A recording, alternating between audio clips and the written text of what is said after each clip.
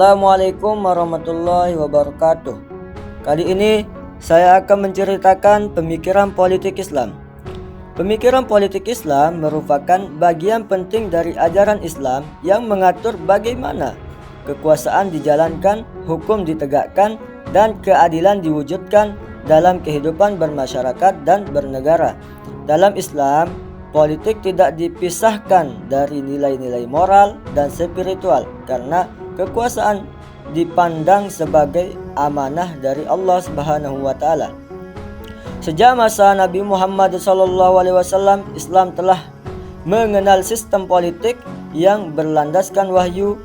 Nabi Muhammad tidak hanya berperan sebagai rasul, tetapi juga sebagai pemimpin negara di Madinah.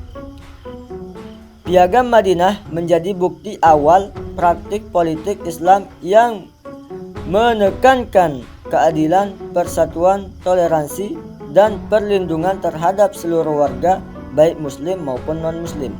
Setelah wafatnya Nabi Muhammad SAW, kepemimpinan umat Islam dilanjutkan oleh para Khulafaur Rasyidin. Pada masa ini, konsep khalifah muncul sebagai pemimpin yang bertugas menjalankan syariat Islam dan menjaga kesejahteraan umat. Pemilihan khalifah dilakukan melalui musyawarah, menunjukkan bahwa Islam sangat menghargai partisipasi dan kesepakatan bersama atau syura. Prinsip utama dalam pemikiran politik Islam adalah kedaulatan Allah, artinya kekuasaan tertinggi berada di tangannya Allah Subhanahu wa taala, sementara manusia hanyalah pelaksana hukumnya. Oleh karena itu, penguasa dalam Islam tidak boleh bertindak sewenang-wenang, melainkan harus tunduk pada Al-Quran dan hadis. Selain itu, keadilan merupakan tujuan utama politik Islam. Seorang pemimpin wajib berlaku adil terhadap seluruh rakyat tanpa membedakan suku, ras, atau agama. Islam menegaskan bahwa keadilan adalah fondasi tegaknya sebuah negara dan ketidakadilan akan membawa kehancuran. Prinsip lain yang sangat penting adalah musyawarah.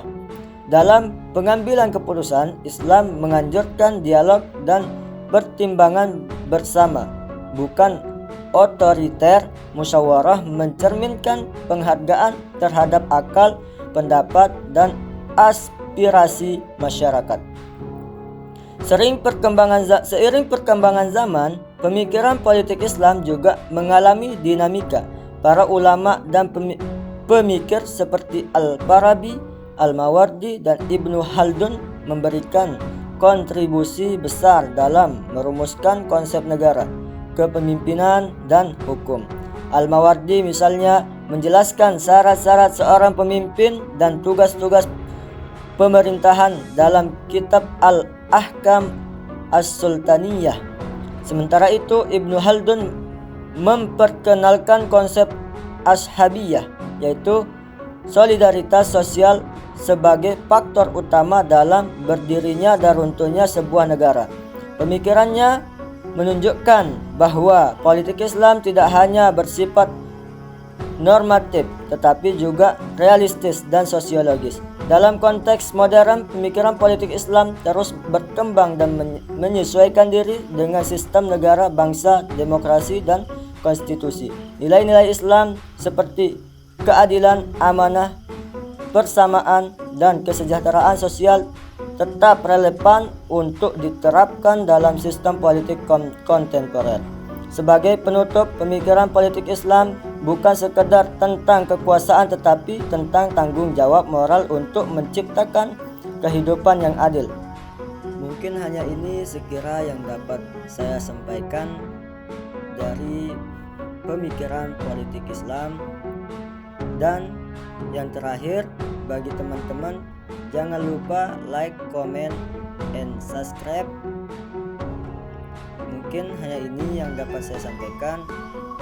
Assalamualaikum warahmatullahi wabarakatuh.